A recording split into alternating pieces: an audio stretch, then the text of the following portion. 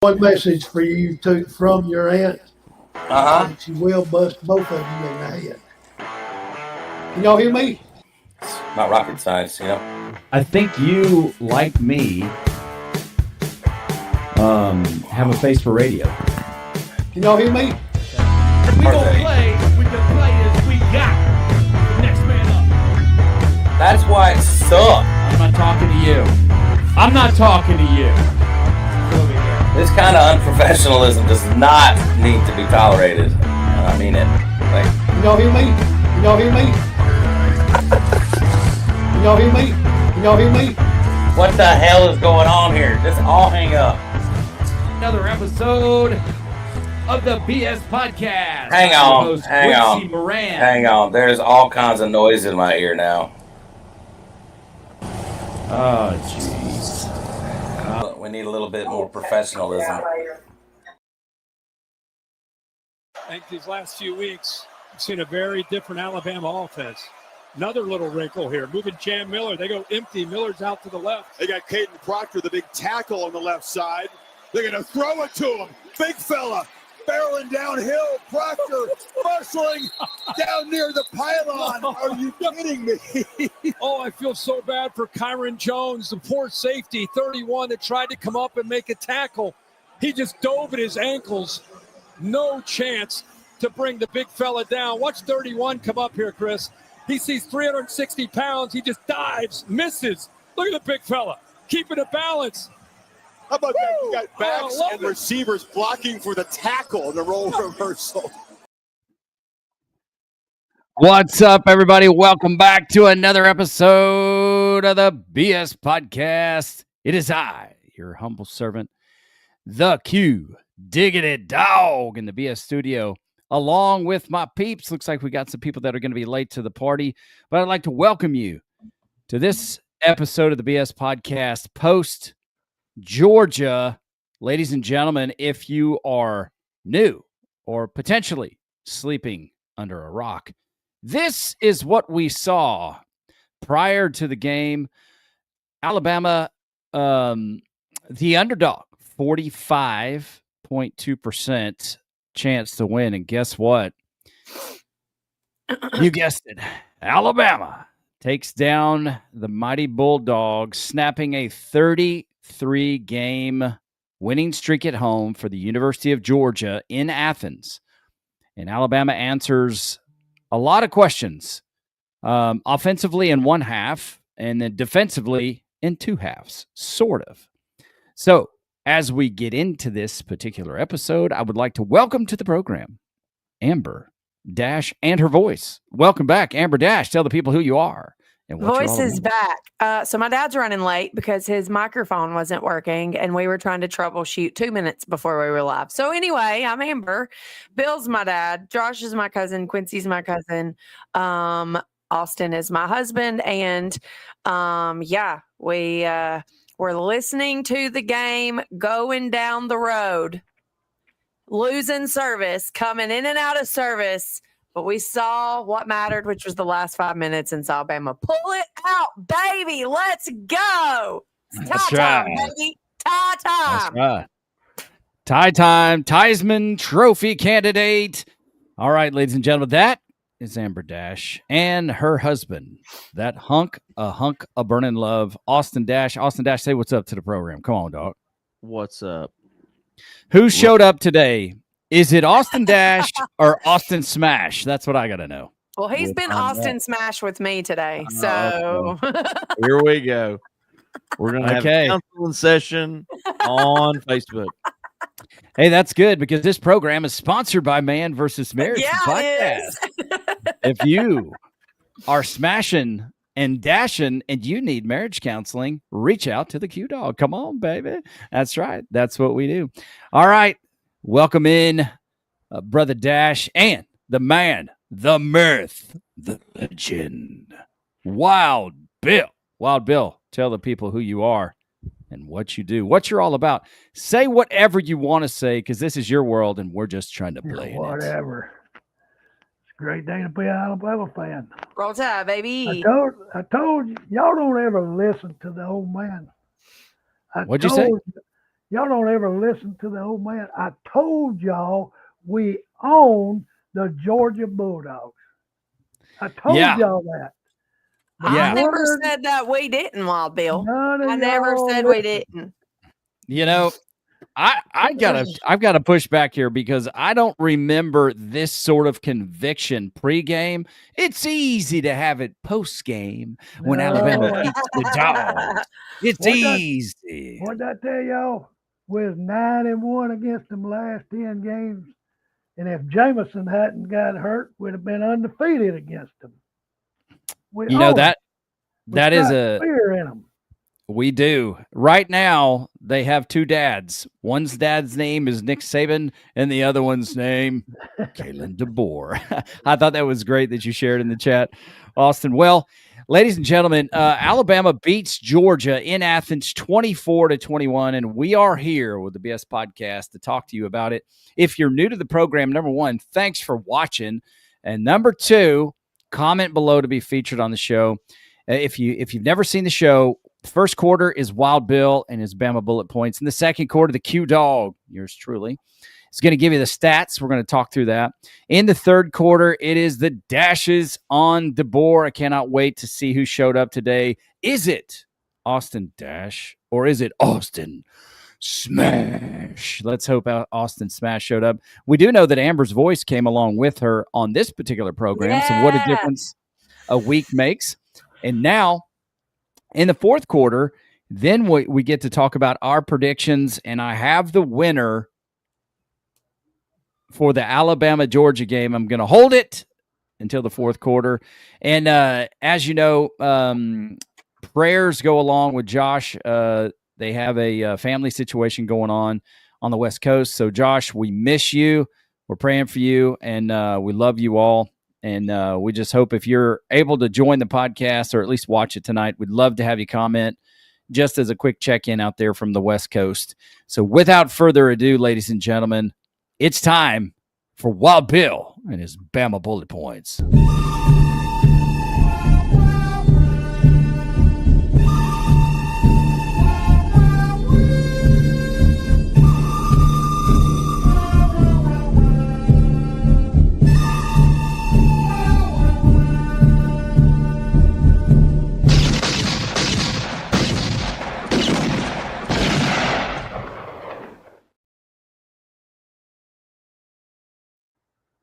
All right, Wild Bill, the floor is yours. What do you got for us, brother?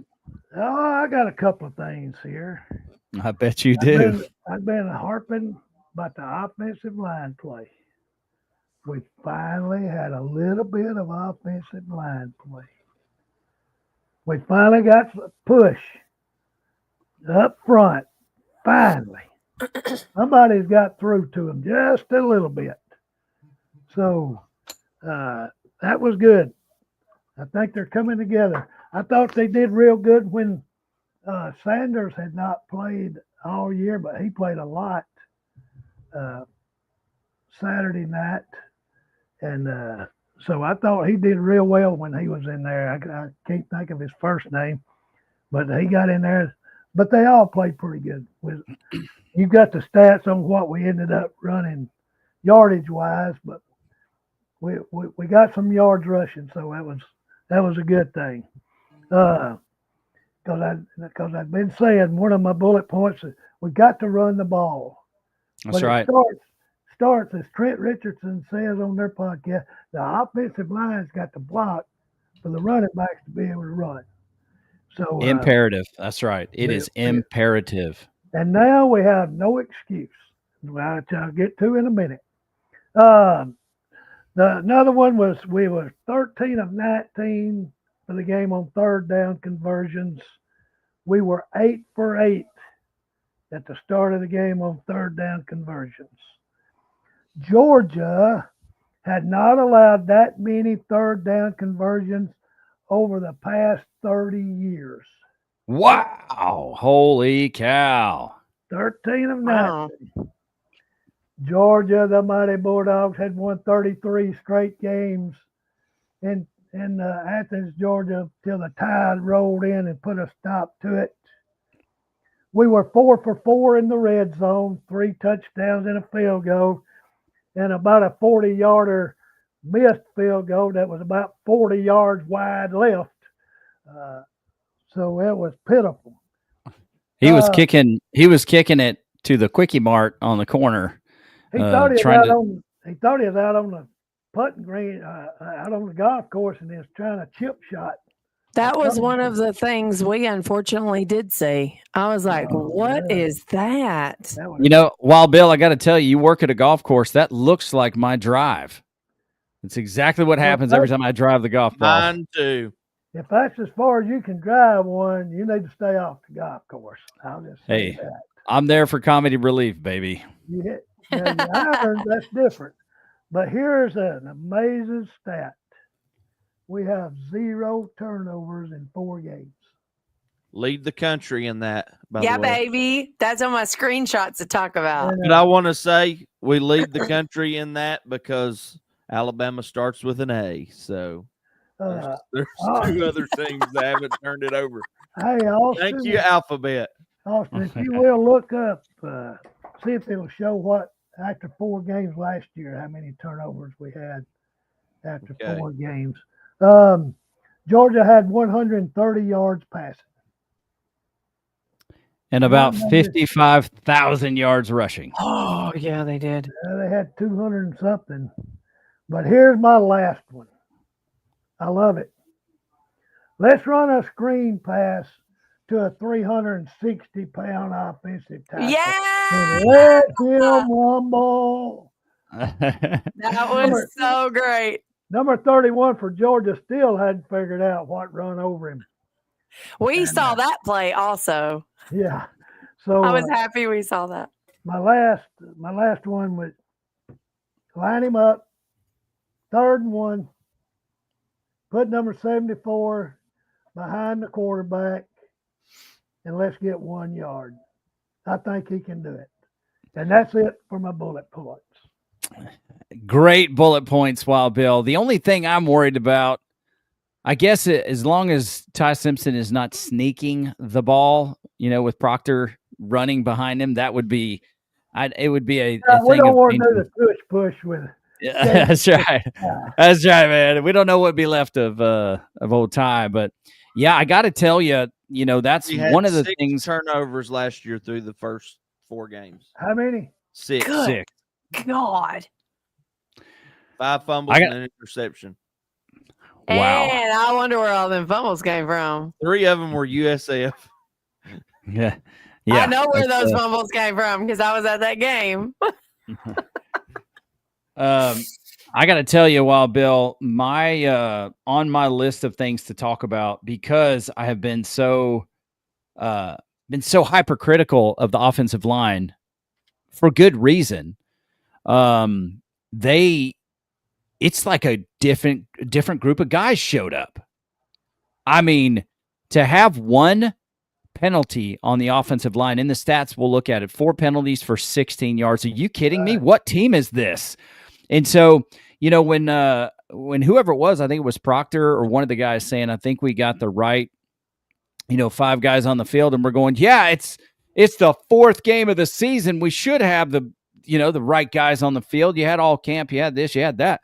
But I have to commend the offensive line, because it's not just that they had pretty good play. It's not just that we rushed for 117 yards, which I think we are capable of much more.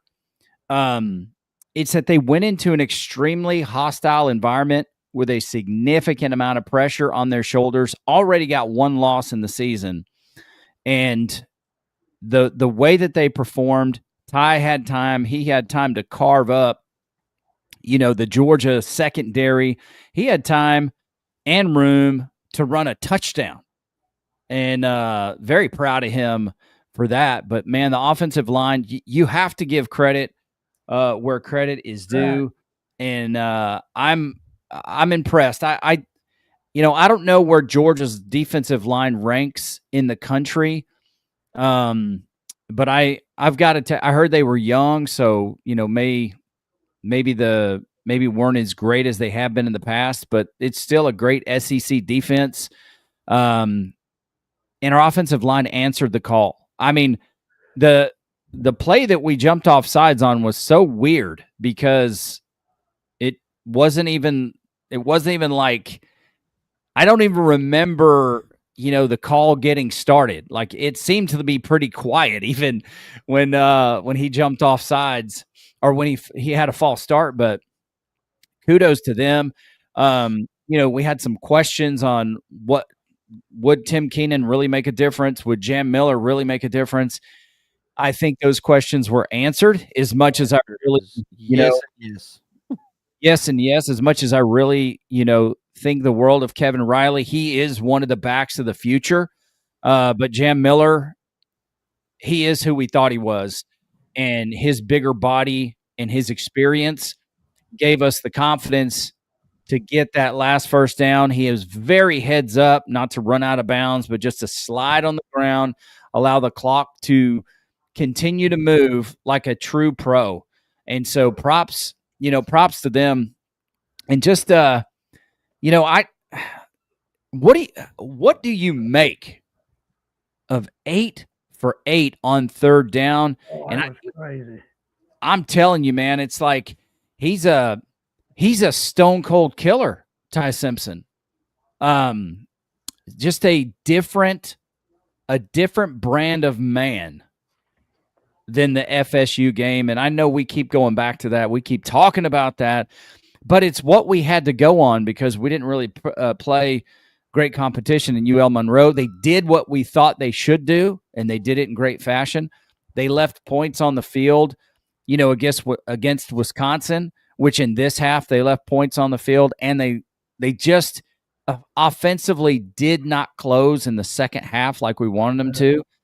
But the next thing you know, even though the defense 130 yards passing, even though that they had over 200 yards rushing, when the defense needed to step up their game, they rose to the occasion. Amongst all the adversity, all the pressure was on them. All the momentum was with Georgia because Georgia, they're the only team that scored in the second half. Yeah. So, Austin, you got to be, Austin, you got to be proud. Even though the stats I'll share in the next quarter, you got to be proud of that Alabama defense. What say you? Yeah, no, I agree. I'm looking at some defensive stats earlier, and I can't remember what Alabama's rush defense was, but Alabama's pass defense is number 2 in the country. We've given up 2 touchdowns pass-wise. I think that's right. I thought that was what it said. Well, wait, I don't know. Regardless, we're the number 2 in pass defense in the country, which is crazy. I love that. I watch a lot of Brooks Austin, the film guy. Yes, was watching him last week, and a lot of his problem with Kalen DeBoer or with Kane Womack was we would get to third down and then put our guys in man coverage, and then just get picked apart or try to bring some exotic blitz. And he said if Kane Womack would just let his guys play zone and do what they've did the first 2 downs, we would get off the field on third down. And what did we do? Maybe he watched him, but 3 for 8 on third down. That is what really impressed me. And I mean, held him to 130 yards passing. And then Kane Womack's pressure today made me realize a weird stat. Other than 6 rushes, if you take those out, those 6 went for 175 yards. So if you take those 6 out, Georgia averages under 2 yards a carry. Well, so, like we set the corner on those runs, and it probably looks a lot better, which is something I hope we get fixed. Yeah, hopefully we do. The fact is that we didn't. Yeah. And I got to tell you, that running back for Georgia, I haven't seen anybody lately with that kind of burst of speed. I don't know how we contained him or why they just did not continue to run the football over and over and over again. There was no need to pass. But Alabama stood up. You know, they played the game in front of them, and just really impressed with our ability to be resilient, our ability to handle adversity, which we didn't see.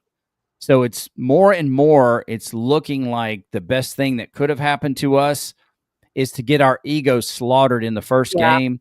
For For sure. Bray to be on film loafing out of frustration or whatever, because I don't think that man loafs to anything anymore. I'm not about absolutely ripping people on social media, but it worked. It worked.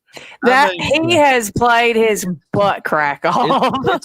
It's very impressive. I mean, and like I said Saturday night, his turnover is, really the difference in the game, those 3 points. So, kudos to them. Needs some more turnovers this week. I would like an explanation on the targeting that they called on.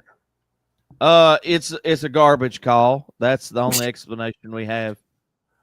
I mean, if you're going to call that, you can call it on every tackle in between the tackles. Yep.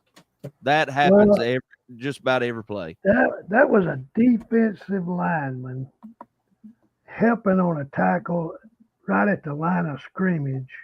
Correct. Coming in, they're taught to put the helmet on the ball. Yep.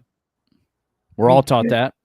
He catches him like he did, but if you saw the one in the Penn State Oregon game, that was a blatant helmet to helmet right out in the open. There's no question about it. It's amazing the boy from Oregon didn't get hurt, but that's not called targeted. Somebody needs to explain these rules. Yep. On what targeting actually is. Yeah, I think it's, in my opinion, it's like you say, and I was screaming that in text message in the chat. We are taught to put our hat on the ball. So you put a hat on the ball, you are right inside the interior of the defense. Basically, effectively, you're not even in the second level.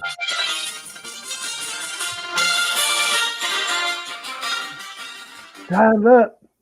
Time is up. All right.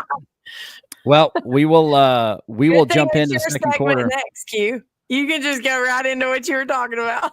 It's true. It's true. Hey, Wild Bill, you joined late, and some of the other viewers joined late. I want to show you this little stinger I made, and check this out as we go to the second quarter.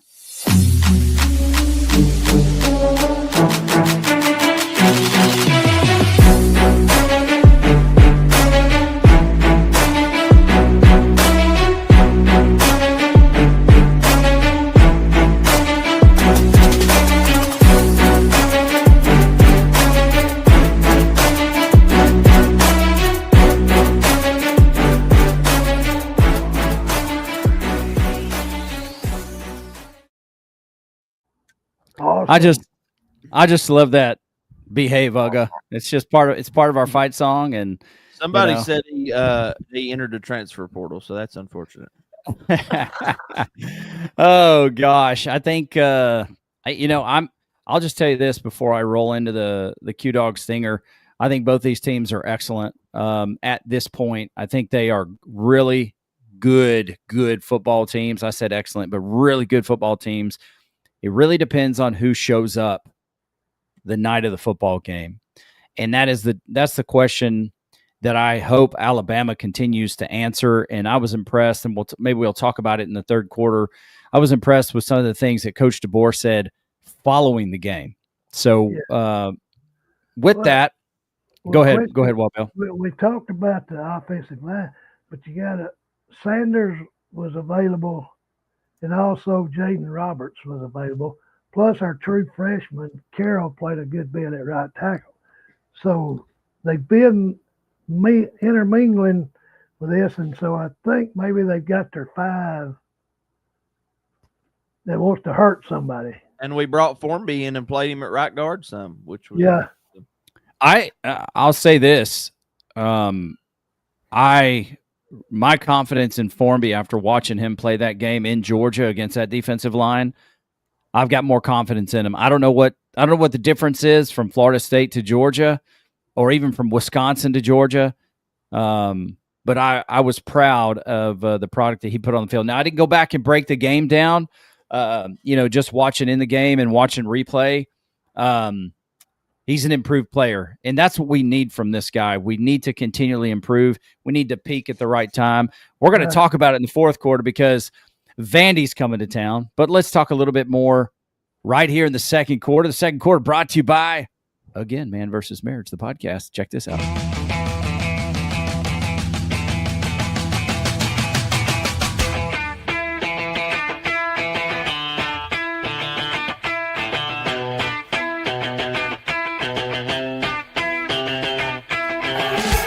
This is the second quarter of the best podcast. Roll Tide.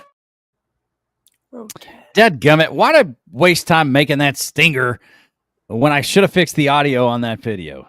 It ain't that bad. Fine. It's not that bad. It's pretty bad. It's pretty bad, guys. It's pretty bad. Here's a headline. If you fixed it. Here's a headline that I really liked. Simpson accounts for 3 touchdowns as number 17. Alabama never trails and beats number 5 Georgia. Let's 25 go. to 21. Let it from Hallelujah. the tip to the end. All right, let's just take a look here at these stats. This wasn't planned very well. Another thing I could have done better that I will do in the future. But first downs, your Alabama Crimson Tide led the Dogs 25 to 17. Let's also take a look at another stat, which is pretty amazing. Alabama third down efficiency, 13 of 19.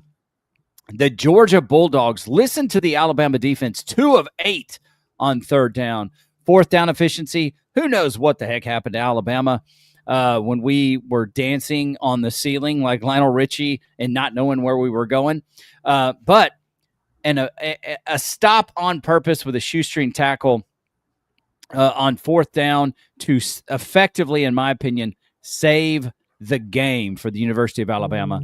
Total yards, 397 for the Crimson Tide, 357 for Uga Babuga.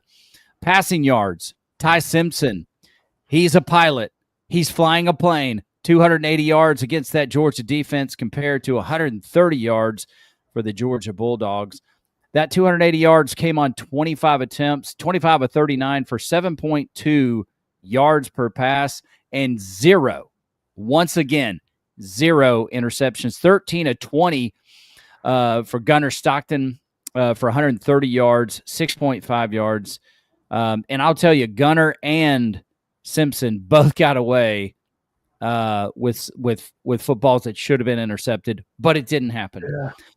Rushing yards, Alabama was able to mount 117 yards. They broke the 100-yard plane, which they could not do against Wisconsin at home. But, hey, I need to stop living in the past, I think.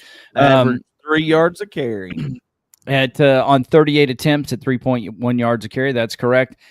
Georgia, 227 yards rushing, 33 attempts, so almost 7 yards a carry. Here's one of the stats that I am extremely, extremely proud of for this football team because I don't remember them having a game like this in recent history. And I'm talking 2 years, 3 years. I could be wrong.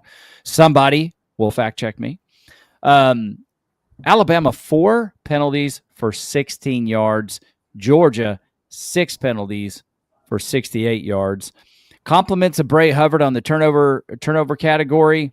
Knocked the football right out of the guy. Who knows what else he knocked out of the guy. It was a beautiful, beautiful, beautiful thing. And then we'll round out your stats.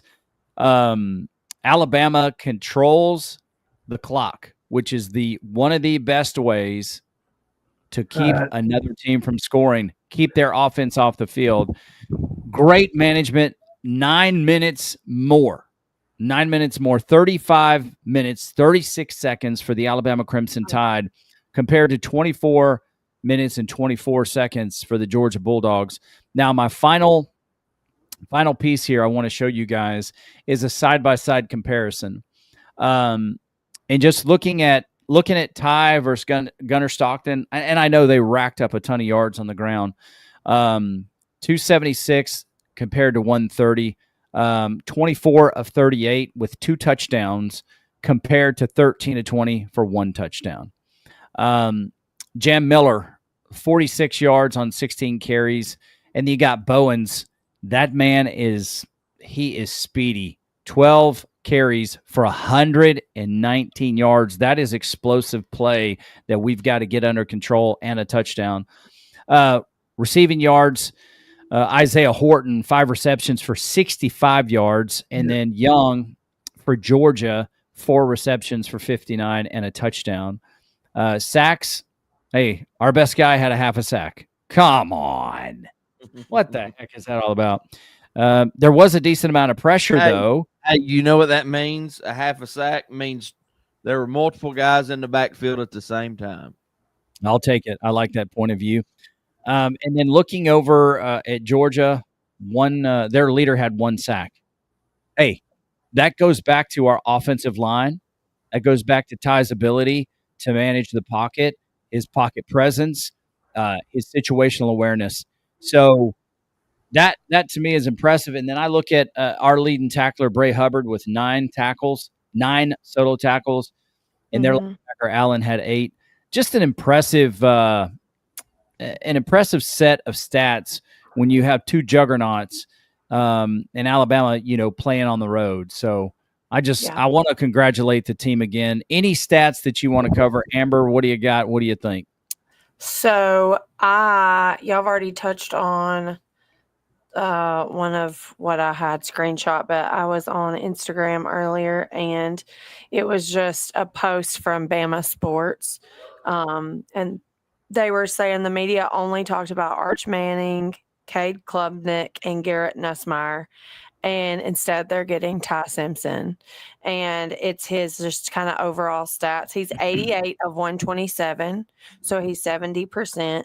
He's got 1,138 yards, 11 touchdowns, and his QBR is 84.2. That's through the first 4 games. 2 rushing touchdowns.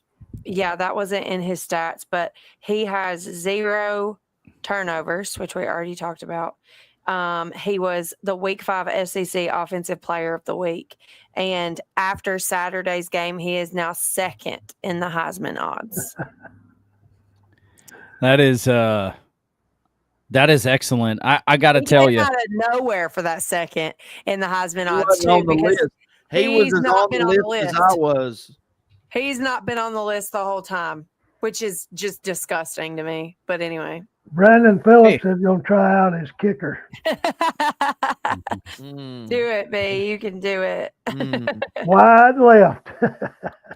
that's one of those things I want to talk about since we still have a little bit of time.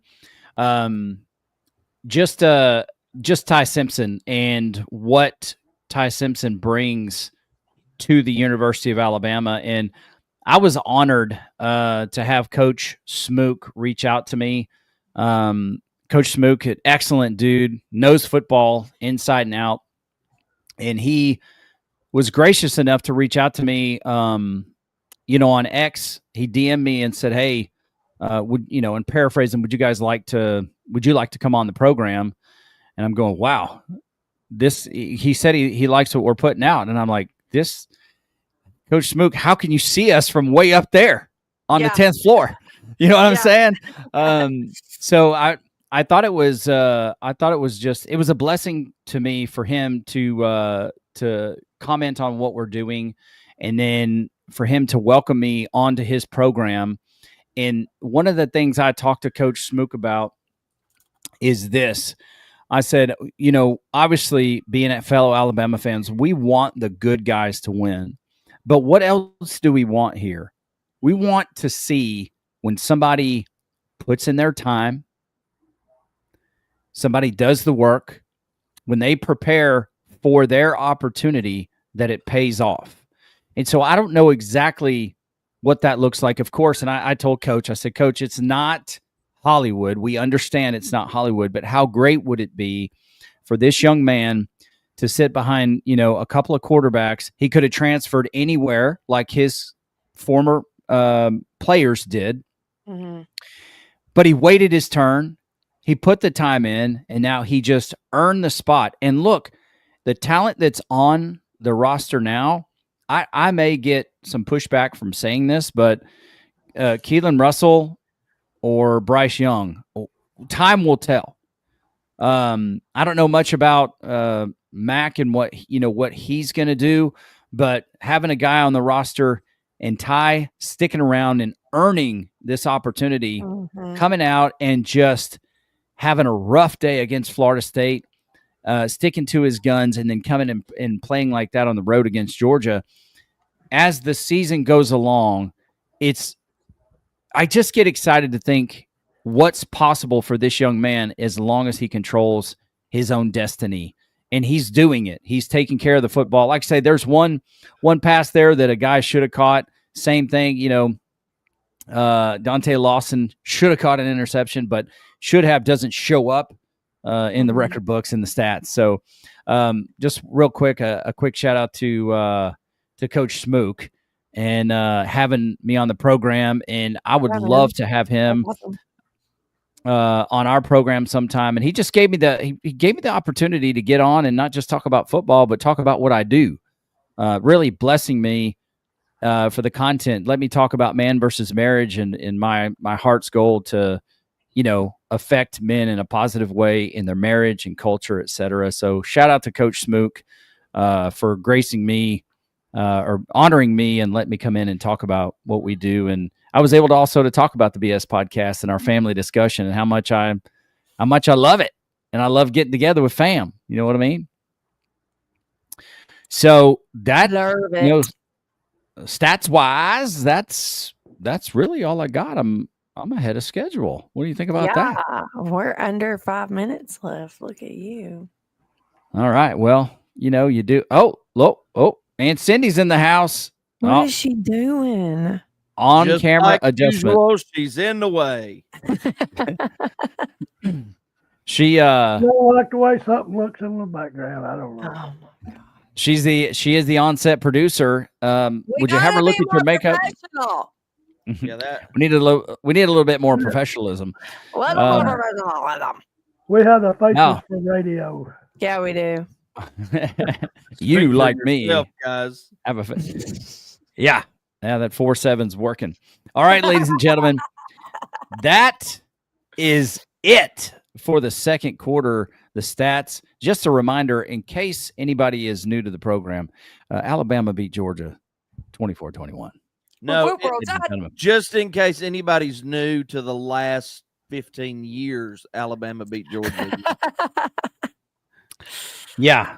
Is that now 10 of 11? Yeah. Yes. Wow. Holy cow. I hope we get that. 2 ACLs gave them the one. Yep. That's a fair point. I really hope we can start that streak again against Tennessee, because losing that 15-year winning streak to them, it was no time like the present to start it again. But start against VANDY Saturday first. Yep.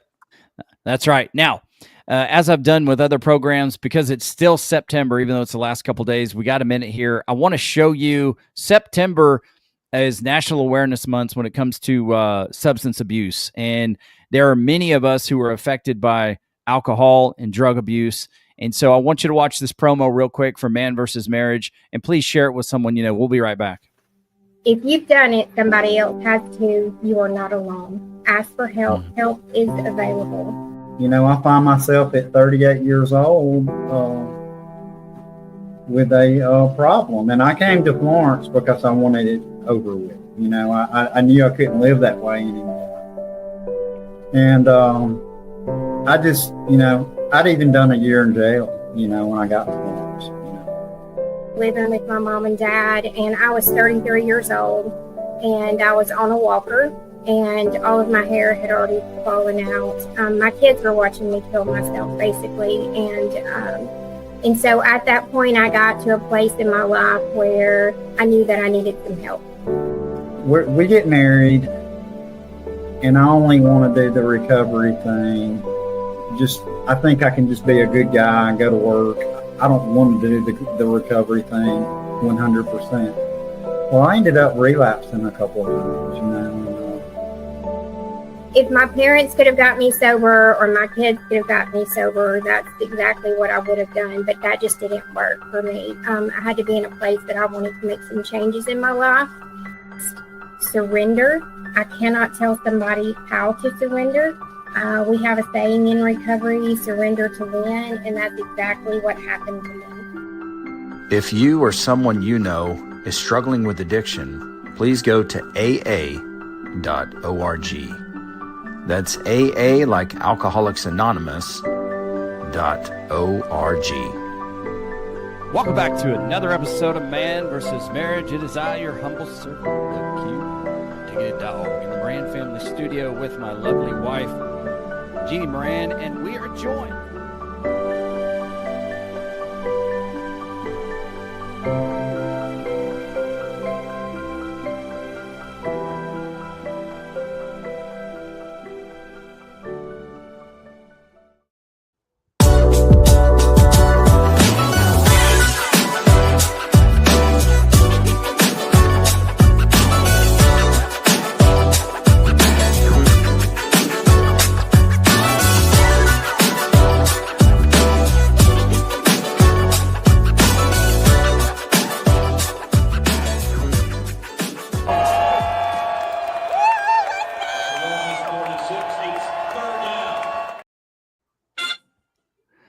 All right, look at that. Went off from the That's last one. Yes, that's perfect timing. All right, ladies and gentlemen, it's time now for the third quarter. It's brought to you by, it is brought to you by a brand new brand, same great quality, but a great new brand. That's right. It's called Uncommon Media and Apparel. You better go there right now. Well, wait till the website. It's coming soon. It's coming Wait soon. for the website, but when it's ready, you better be ready because we want you to go there and get all your uncommon needs. I think they even do lingerie for Austin. He's going to be modeling that. So with that, nobody. We want to sell stuff. And the only thing we'll nobody sell, gonna buy that. yeah, the only thing will be sold is people buying towels. So I'll cover back up. B is still talking about hobo beans. Okay, we ain't worried about no hobo beans. Okay, so before we get started, while everybody's here, just want to shout out my sister-in-law, Austin's sister, gave birth over the weekend to our new niece. She came congratulations. She came 2.5 weeks early. I was on the phone Just with her. like me. Look at that. She looks just like her daddy. Try again. We were on the phone FaceTiming before we got on. And so this is her big sister. This is Amaria. She has been the only grandchild for 7.5 years. And now we have a little sister. And my sister-in-law, earlier said, y'all, she's already done. She is already done with the Here's baby. a funny story. She they asked her to do something. She said, why can't you do it? She said, I'm taking care of the baby. She said, that's all you ever want to do is take care of that baby. Hey, what better reason? She's finally got a reason. Austin walked out and I was still talking to my sister-in-law. She said, yeah, so after she had this whole spiel about all you want to do is take care of the baby, it was, so what are you going to make me do? You going to make me do the laundry next? You going to make me cook your food next? And it's so funny because like when Maria is literally just a mini version of Austin. So she got like all this attitude and it's so funny. And she talks like him and it's She's so hilarious. funny. She's so funny. And I was like, so my sister-in-law looked at her and said, I mean, if you're offering, I'll teach you how to do all those things. She needs to know how to do all. I tell you what, the Q dog over here had kids working. We had them working, baby. You also had He had kids raising other kids. That's what you got to do. That's what you got to do. So we'll just keep everybody on. Is that okay, babe? Is that what you want to do? Sure. Okay, I had one video outside of my tie stats I wanted to go over that I wanted to talk about today, and I think Austin's got it pulled up for us to view together. Okay, let's do it. Is it there? Is it there? Yeah, let me. I don't know. Can we hear it? Okay. I don't know. We have a home in Georgia. We have a home in Alabama. Yeah. I would like to not pick this game because I'd like for neither one of those homes to get vandalized. I'm asking for your help. But I got to pick it with my heart, man. Roll Tide. Okay. Yeah. My coach, he picked Alabama. He was the only commentator on College Game Day to pick Alabama on Saturday. So he was the only one that was right. And then I would also like to talk about how Nick Saban looks like God in a white suit. Like when you just think about God in human form, Nick Saban, there he is. I hope God has a better hairline than that. Well, the Bible says he's got eyes like fire, hair like wool, so I'm pretty sure he's got more hair than that. I don't know, but I've seen Nick Saban with eyes like fire too. That is a fair point. Most of the time when they were up by about 40. Yeah. A lot of people, which my dad won't get this, but a lot of people were sharing memes that were like, oh my God, the Backstreet Boys are back. And it was a picture from their Millennia album and they're all white. Yeah. And then it was all the guys on game day in their white. And I was like, so we're going to make a shirt and it's going to say, I just want to say, this is the Backstreet Boys. Whatever producer said, y'all should all wear white since it's, they Penn should get State's fired because that was stupid. Because Penn State lost anyways. That whiteout is useless. Useless. They're like 2-8 versus ranked teams in a whiteout. Throw that tradition away. It was pretty dumb. So James Franklin can't coach in the big game. Okay, so I'm going to read a little bit of his press conference. James Franklin's? No, I ain't worried about James Franklin. Okay, that's good. Worried about James Franklin. He was the Vanderbilt coach that sucked. Now there were probably many. Now he was just a terrible person when he was at Vandy, so. He was asked if last year's win over Georgia led to his team being overconfident and overlooking Vanderbilt.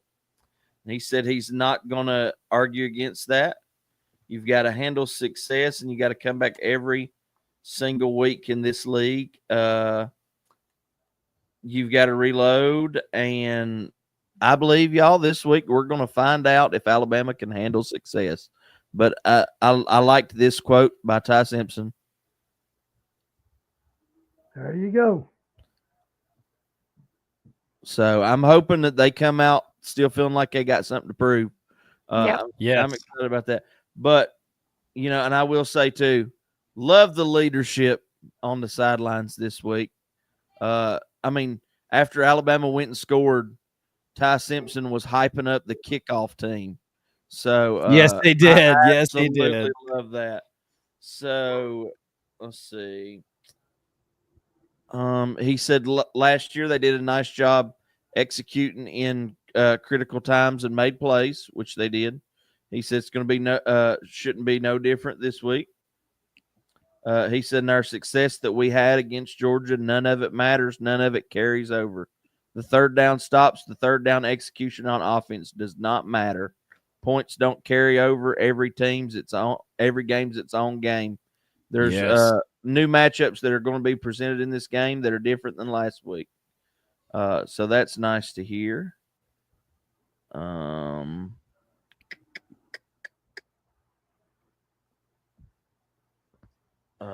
Sorry. This breakdown is horrible. Did you not make the breakdown? No. I always watch it and then go to Sports Illustrated and they tell me everything he said, so I don't write it down. That you have to change that program immediately. Amber, go punch him in the ribs. That's what I've always done too, but I don't seem to struggle as much as Austin does. So he is struggling. I I am. I know something I was going to say about this. Isn't Coach DeBoer? Kane Womack said today in his press conference that he had known Ty Simpson since he was 6 years old. Do we know how? Say that again. Probably from Ty's daddy coaching at Tennessee Martin, I guess. Well, that's like, did he coach there? I just don't know if Tennessee Martin. I don't know. Did they play like places he had coached? I mean, maybe they played US, but he wasn't at USA when. Well, you'd have to have been a little infant. You'd have to put up Kane Womack's coaching career. I was hoping you might just know because you know all this random stuff nobody else knows. Well, I just know his daddy coached because Womack hadn't always been at major college. Well, I know that. I did know. Let me see here. I'll look in the background and see what I can find out. Okay. I really loved that clip of them. That's what I was. Oh, he worked with Jason Simpson during in 2010. He worked with him at UT Martin. Okay. That's cool. Awesome. I love that. I didn't know that. I loved that clip of them after the game. Like when they like hugged each other and he was like, if I'm going to fight with anybody, I want to fight with you. Like I thought that. And so that made more sense when he said he had known Ty since he was 6, but I didn't know how. Like, loved that so much. Like that was like pure bromance love. I loved it. I was like, let's go. How much time do we got, Amber? 5 minutes. Okay. So I'm going to jump into real quick comparing Alabama and Vanderbilt. First, I'm going to compare Vandy ranks at number 18 in the country in their rushing offense. Georgia was 26. So that kind of tells us where those two line up together. Alabama is number 2 in pass defense. Vandy is number 31 in pass offense. Alabama's passing offense is number 10. Vandy's is not in the top 50 in pass defense. So we know what we got to do. Yep. Total defense, Alabama's still number 19. Vanderbilt's 21. Wow. And then here's what I was talking about a few days ago when y'all said I was crazy. Alabama's strength of schedule is number 3. Vanderbilt's strength of schedule is 42. So when I said they hadn't played anybody yet, that's what don't. Austin, Michael Dash, or whatever your middle name is. Stop right there. Quincy is here. Josh is not here. For everybody watching or listening back, Quincy, Josh, and Austin got into a kerfunkel in our text group the other night because Austin continues to say that Vandy has not played anybody. While Alabama has. Yes, we got beat by FSU, but that's, I think, unfortunately, what we needed to win some games. And they haven't played anybody. Vandy hasn't played anybody. Oh my gosh, here we go. The strength of schedule rankings matter because it tells us what they're doing. It tells us Vandy hasn't played nobody. Let me ask this question. By the way, shout out to Coach Smook. Let me ask you a question. Coach Smook, thanks for watching. Hey, thanks. Roll Tide. Roll Tide, baby. Austin. Is the strength of schedule you're talking about the number of games they've played to date or the strength of schedule overall? Overall. Yeah. Overall. Well, they haven't even played those games in the future, so it doesn't really matter. What matters is this. Look, let's go back to Michigan last year or this season for our bowl game. Remember what you and Amber both said? They haven't played anybody. And we keep trying to talk about they haven't played anybody. It's the game in front of you. Okay, and so are we talking about Michigan last year? We're talking about Michigan in January. Our bowl game. Oh, well, that's an Remember? game. Remember? They haven't played anybody. Remember Oklahoma? They haven't played anybody. Remember Auburn? They haven't played anybody. Now we got away with one in Auburn. So I think it's just a different Alabama team this year. I think they don't. we're not going to know. We're not going to know No. until Alabama gets on the field, because last year Vanderbilt wasn't on our radar. They hadn't played anybody, and look at the outcome. Now, this same defensive scheme, to a degree, is the one we took to Tennessee last year to play Vanderbilt. And Georgia just carved us up for 227 yards. And they don't even have a running quarterback. And look at Pavia. He's their second leading rusher. So Now you're that saying they have I am worried about. I'm worried about You're saying- Sean Pavia running. You're saying they hadn't played anybody. And then the other thing that's really funny, Wild Bill, I know you saw this.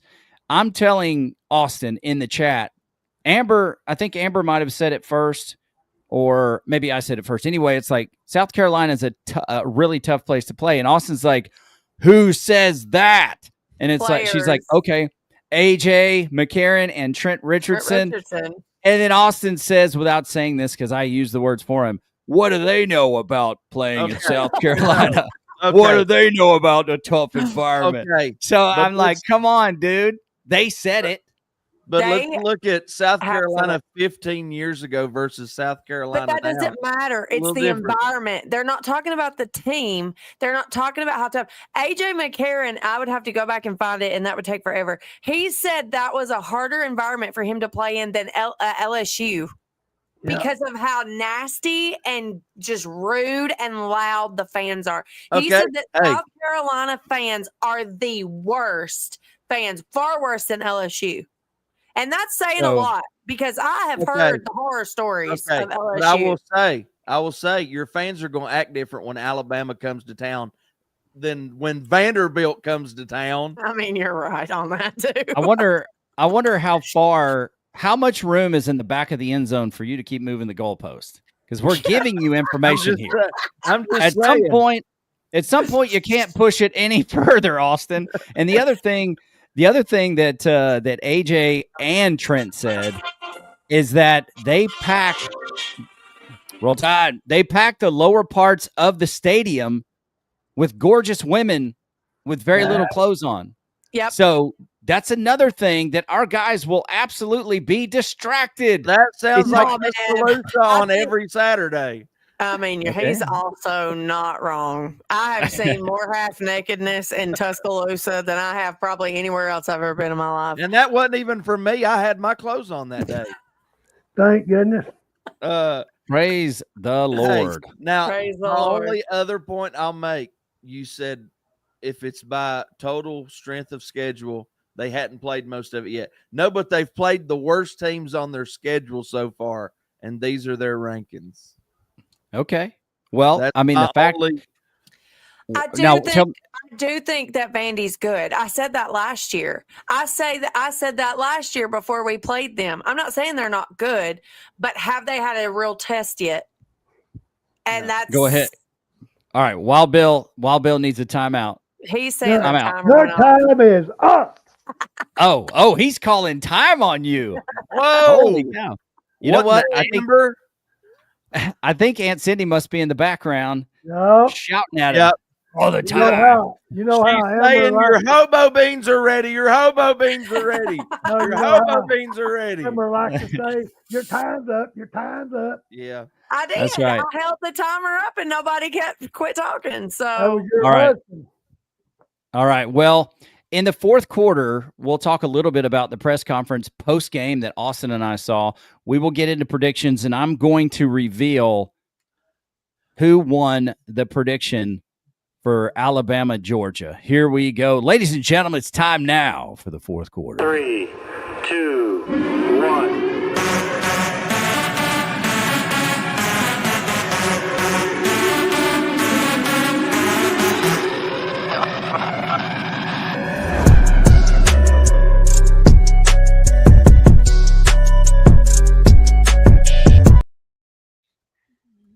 And I'll tell you what, that's one of the things that I remember is that third quarter winding down, and Ty hopped up, walked out, and threw the 4. And I'm going, man, all my energy is gone. It's all spent. Ty, where are you going to get this energy from, dude? And he came clean with it. So what I want to tell you all, is right now there's a 2-way tie for first place in our pick'em. Wild Bill and the Q Dog facing it off. Now, that's right. We both have one apiece.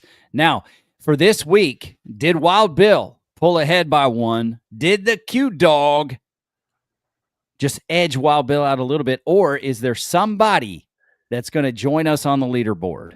I needed Alabama to score another touchdown. I needed them to score about 3 more touchdowns. All right. Well, here we go. I'm going to go ahead and announce it. Amber, here's your score. You picked 29-25 for a total of 54 points. Austin, 38-24 for 62 points. The Q Dog, 35-20 for 55 points. Wild Bill, 31-27 for 58. And Josh Moran, 27-21 for 51 points, and it was a total of 45. So Josh has now entered the leaderboard. It's a 3-way tie. Come on. What are we going to do? If he hadn't picked that, I would have won. Dang it. Yep, you're 1 point less than me. I already So had mine written Stop down. picking for safeties and you'll win, you weirdo. I would have had to change mine anyway because Josh picked that before I announced mine. I would have had to change mine. Well, now we know it's a 3-way tie, and I gotta really up my game here. So let's talk this week about Vanderbilt. I've got to go to Austin first so he could talk through what his score is going to be, because I'm looking right here, and Austin has done nothing but talk trash about Alabama the entire year and how we're not good enough, but he picked them to score Did I say that? 30 go to the chat. Bring the chat up here. And you know what? I wonder if AI can do this. Can AI take our chat conversation and add a voice to it? Because you want to talk about going viral. Our chat, if you're able to listen to it and they made little cartoons out of it, it would be one of the funniest things to watch. Josh would probably get us in trouble, but yeah, you think? Absolutely. That's what I was about to say. So as we come into it, Austin, I want you to cover those statistics again with Vanderbilt that you talked about earlier. Yeah. Where do they rank in total offense? Where do they rank in total defense? Their running game, their passing game. If you can bring those up real quick, we'll talk through that, because I have yet to make my score, and I'm not so sure, Wild Bill, as he's pulling that up, I'm not so sure this is this going to be a shootout, or do you think the defense is going to find a way to stop the run? We're going to somebody going to knock Pavia out. We're going to stop that game. Hey, I just want to say he came out earlier in the week and said it's maybe yesterday or Saturday, it's going to be a good, fun day in Tuscaloosa. And here's my response to that. There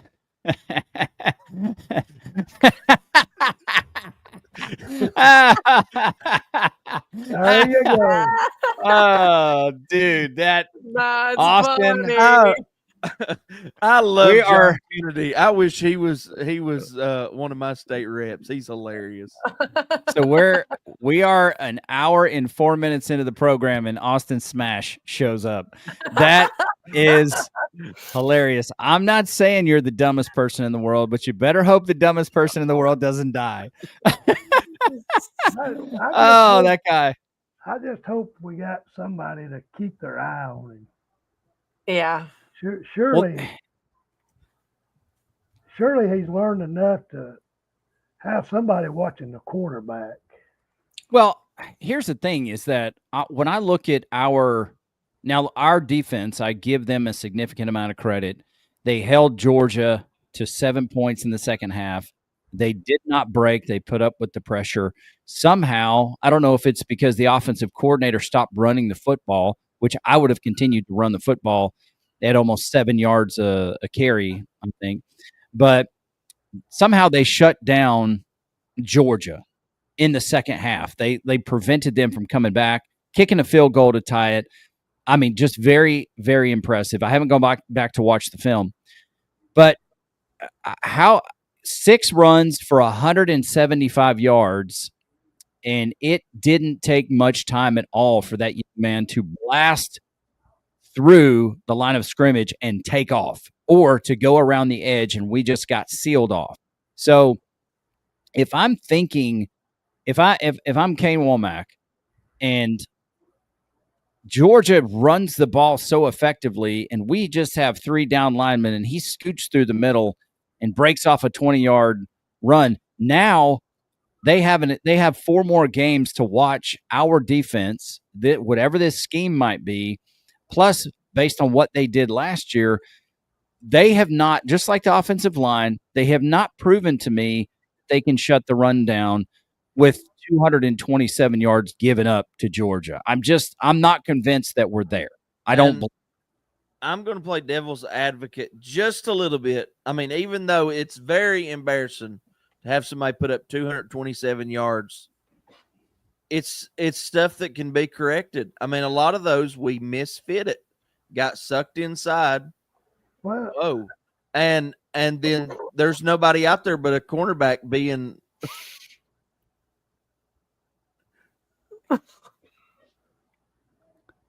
Austin, yeah, where's the devil, and why are you advocating for him? What? I'm coming to get you. What is happening? What do you think of that, guys? Well, sorry to stop the show. I need that home defense. That'd be sure much. do. That'd be much scarier than the guns I have. Oh yeah. I've always wanted to come out. I've always wanted to come out with a sword, because it's like, it's all fun and games till somebody's in their pajamas with a sword. I don't even know what I was saying now at this point. Oh, but a lot of it is, Kane Womack knows we've put stuff on tape that we're going to have to answer for. He said that today. He said we've put stuff on tape that they're going to exploit. He said, and we've got to counter that and fix those mistakes. So, we've got a lot of film on guys being in the wrong place. That's what happened against Florida State on the outside.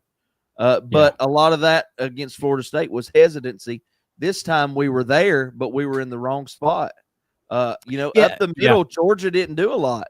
But our defensive backs, and Bray's fine on one side, and I think Sab will be fine. But we've got to set the edge and force it back inside to Tim Keenan and those big guys.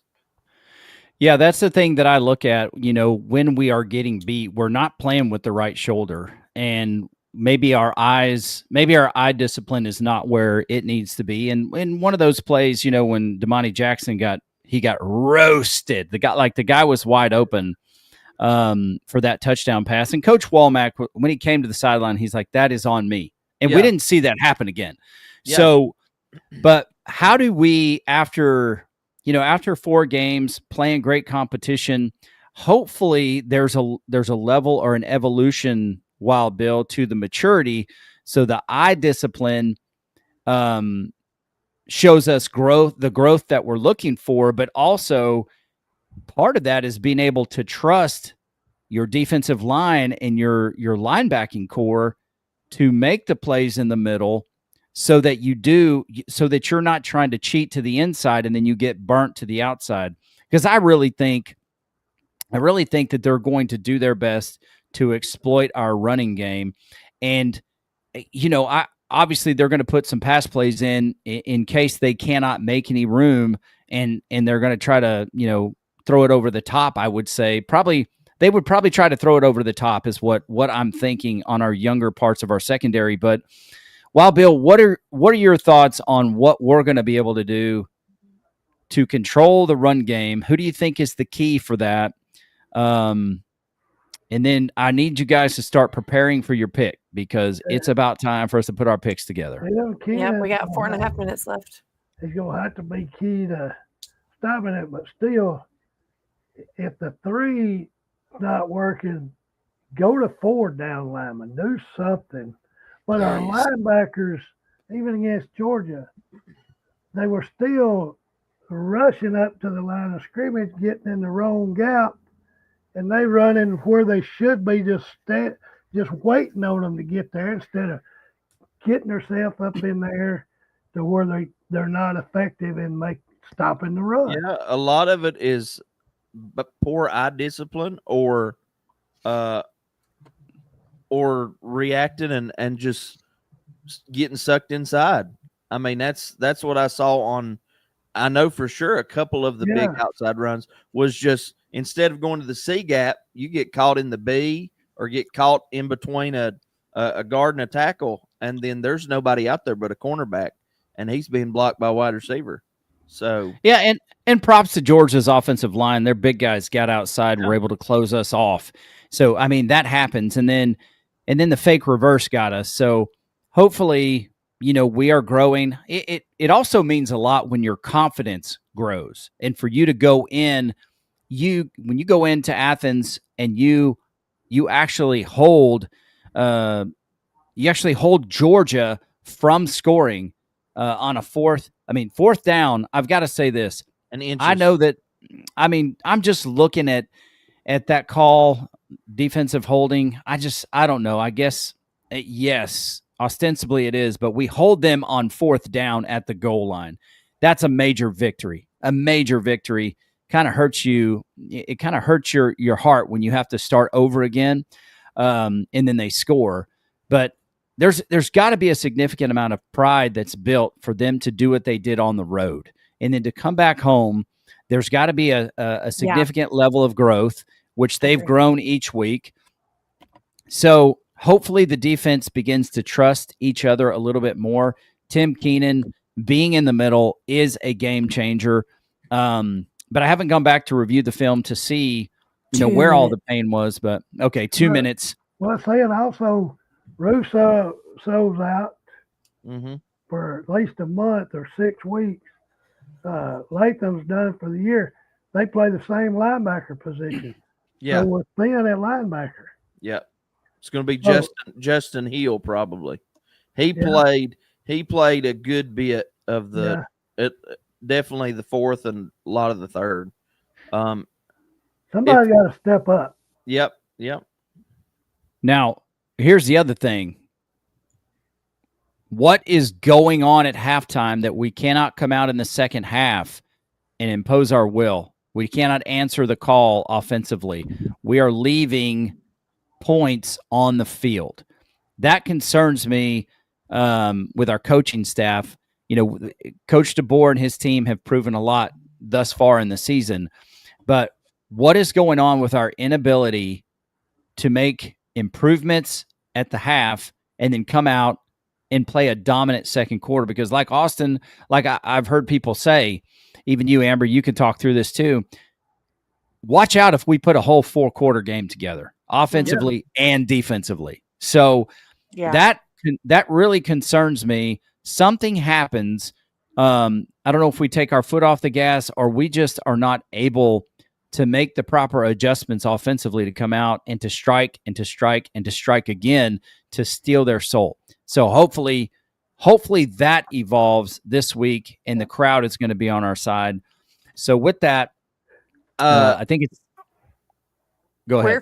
We're 15 seconds away from the end of the fourth quarter. I don't know if I can do it in 15 seconds, but I'll try really fast. I didn't like a lot of our play call in the second half. I felt like we got conservative at times, and we tried to be a little gimmicky instead of just letting Ty sling it. Now, Grubb made the calls that won the game, so I'm not mad about that. But there's some things when you look at it, it's like, why are we doing this? Yeah. Why are we trying to run it down Georgia's throat? Because we know that's not going to work. We're faster than Georgia. They can't cover us. Let's exploit the side to side, and is what it is. I don't think Vandy's defensive backs will be able to cover us. No, like I said, they're not ranked in the top 50 in pass defense. I don't think they've got the speed. Man, I'm having a tough time. I don't know what this is going to look like. So I've got to put my pick down. I don't want anybody else to influence me. Amber, it's time now for you to make your pick. Alabama 34, Vandy 23. No safeties needed this week. Thank God. Austin hates my scores every Wait, week. what was Alabama's score? 34. Okay. So you think we beat them by a touchdown? 34-23? Oh, never mind. Try again. He's not Austin Math. He's Austin Smash. He's actually pretty good at math. The fact that he said that is shocking to me. He's better than I am. Well, Bill's wife taught you, so there's that. No, thank you. Try again. My dad did all of my math because. Oh, well, never mind. Well, who taught you? He's way better at math than me or my mom. So. Never mind. Oh, you. All right, Austin Dash, let's talk about your pick. I don't know. This is hard. I'm going to say if James Spann is the guest picker this week. Oh, my God. Yes, everybody who's watching, there is a movement to get James Spann as the guest picker. It's all over Facebook. You need to go tag ESPN and College Game Day in any post you see about it because the people of Alabama want the weatherman of Alabama. Listen, here's how it's going to work in my head. James Spann is going to show up with his sleeves rolled up like it's a tornado. And his suspenders on and no jacket. Yep. And Alabama is going to beat Vanderbilt 42-24. They're going to be able to run it, but that's about it. Excellent. Hey, you in the chat of everybody who's watching, you feel free to put your pick in the chat as well. I've established my pick. Wild Bill, we're coming to you. What is your pick for Alabama Vanderbilt? 38-21. Why y'all do that to me? 21. Okay. Is Aunt Cindy there adjusting the camera? No. Or she's fine. Is she preparing to do your makeup? I don't have Josh's pick. I'll have to have him send it in. I get her to make one. Aunt Cindy, no, Wild Bill's gone. He's leaving. Where's the horse? Come back, Wild Bill. Come back. He gone. He gone. You can lead a horse to water, but you can't make it stay on the podcast when you're supposed to. Wild Bill, she's watching the program. I'm asking her to make her pick through the chat. She's watching Engagement, Bill. Engagement. She has already commented and let us know she hears us talking about her math abilities. I don't know. And Aunt Cindy own the Commodores, and I was like, no, we don't. She said we owe them. Well, we do Aunt own Cindy. them too, but I thought she was trying to spell own, and I was like, yep. I was like, Aunt Cindy, I love you. You're adorable. I'm looking for a pick. Looking for the score. Q, while we're waiting on her, what is your prediction? Give it to us. Okay. I'm going to try not to sneeze. Break it down. He's got to sneeze, so he left. He's gone. Mom, we need your prediction. It was a false alarm. It was a false alarm. Okay, ladies and gentlemen, T-Town, Tuscaloosa, October the 4th, 2025. Vanderbilt comes in riding a 5-0 record, number 3 in the SEC, with two rushing juggernauts with over almost 300 yards between, a piece. Let me get this right. So here's what's going to happen. Okay, Aunt Cindy comes out 31-27, Vandy. Here's where I'm at, guys. In the first quarter, Alabama comes out and scores 21 points, dominating Vanderbilt in the first quarter. They are going to keep the ball out of Pavia's hands. There could even be a turnover with Bray Hubbard smashing into Pavia and a fumble. Maybe it's even a scoop and score. So Alabama rounds out ahead in the first quarter, 21-17. 20-3. Second quarter, let's see what's going to happen. Alabama scores 10, and then Pavia somehow gets a touchdown, and the score in the second quarter is 10-10. Third quarter comes out, Alabama pours on the gas, 14 points to the Commodores 7. And then in the fourth quarter, Alabama scores 7 points to solidify an absolutely dominating performance. They take down Pavia and the Commodores 52-20. Roll Tide. That's what's going to happen. That's coming. That's where we're at. I would love to see a score like that. And if you believe any different, that's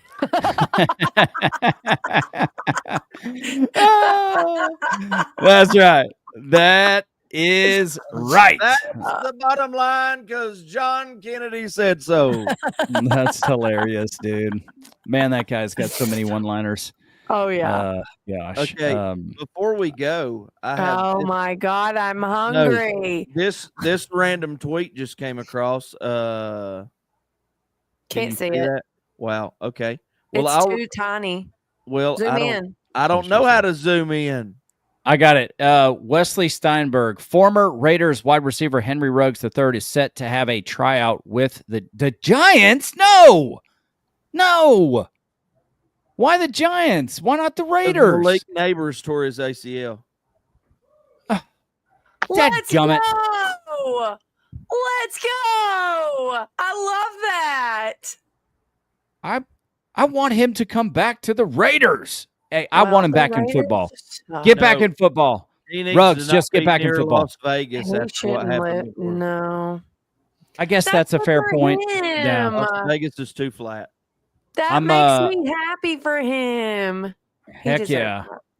I'm excited for Ruggs to get back in the game, and what just an absolute tragic situation. So Henry Ruggs, you did what you were supposed to do. You did your time, as far as I understand it, and I hope you come back to the game of football and start to get your life back in line, which I pray that you've done. So congratulations to you and the opportunity that's in front of you. All right. That's it for this episode of the BS Podcast. Alabama Vanderbilt is on the way, but hey, before you know it, it'll be here. And hey, let's keep celebrating, okay? Let's keep celebrating beating them dogs 10 out of 11. Come on, ladies. Yeah, baby. All right. Amber Dash, your final thoughts. Oh, I'd just like to say Roll Tide, and really excited about playing Vandy this weekend. Wish I could be there, but I can't. Bring on James Spann. Yes, everybody, I'm not joking. There are posts going around social medias, and they're just asking you to tag ESPN and College Game Day. Do it, because that would be iconic. That would be awesome. It would be awesome. I love James. He's my man. He's my weatherman, Austin. even in Tennessee. Right on. Austin Dash, your final thought. I'm sorry, Diego. It's going to be a bad time for you in Tuscaloosa. I will not apologize to Diego Pavia for whatever becomes. Oh, what's about to happen to him? I will feel sorry for him, even though he's Diego Pavia. Yeah. I bet you will. We'll see what happens. I'll hold the jury on that. All right.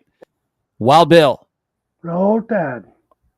Roll Tide, baby. Well, I guess that's it for this particular episode. I've got my final thought, and then I'll give you a big fat Roll Tide.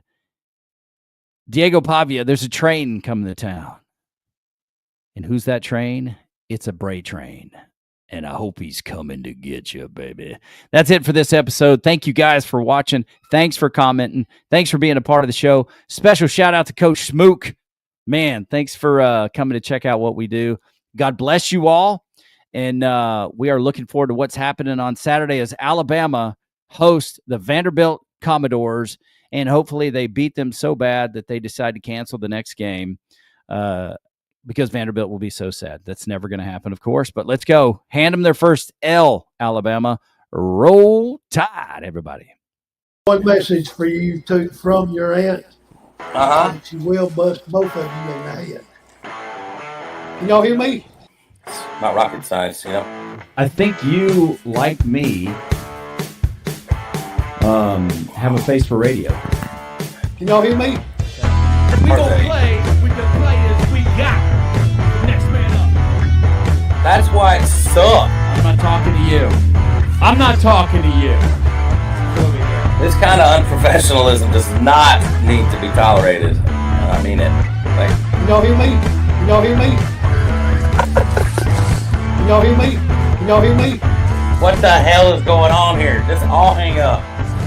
Another episode of the BS Podcast. Hang on. Hang on. Moran. Hang on. There's all kinds of noise in my ear now.